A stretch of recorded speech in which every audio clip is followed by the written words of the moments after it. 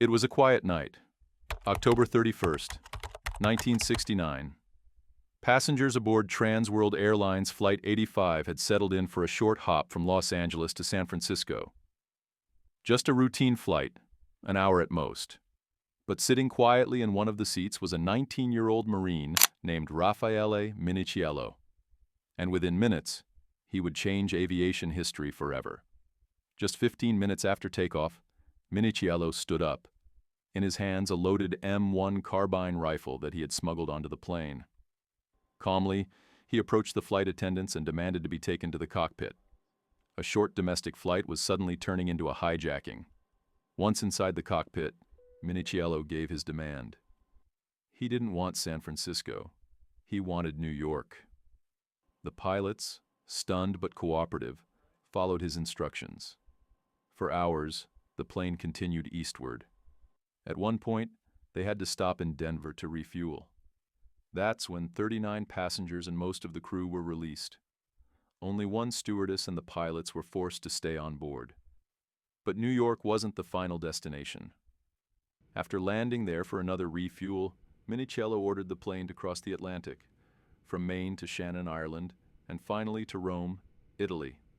By the time the plane touched down, this so-called short flight had turned into an 18-and-a-half-hour transcontinental journey, the longest hijacking of its time. Why did he do it? The story is far more tragic than it is sinister. Raffaele was born in Italy but raised in the United States after his family emigrated. He served in Vietnam, where he saw heavy combat.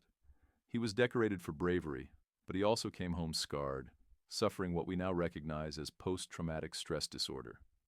On top of that, Raffaele was facing charges for stealing a small amount of money from a Marine base, money he believed was rightfully his. Feeling abandoned by the country he had served and desperate to return home, he saw no other way. He wanted to be with his dying father in Italy, but he couldn't afford a ticket. So in his mind, hijacking was the only way. When the plane landed in Rome, the hijacking ended without any bloodshed. Minichiello tried to escape, even taking a hostage briefly, but the enormous publicity had already sparked a massive manhunt. Within hours, he was caught. And here's where the story takes another turn.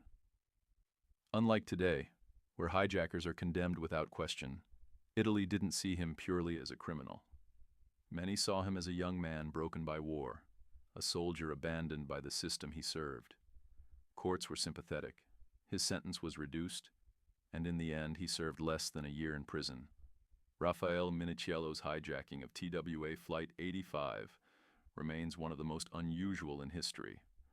It wasn't about politics, money, or violence. It was about a lost soldier's desperate attempt to find his way back home.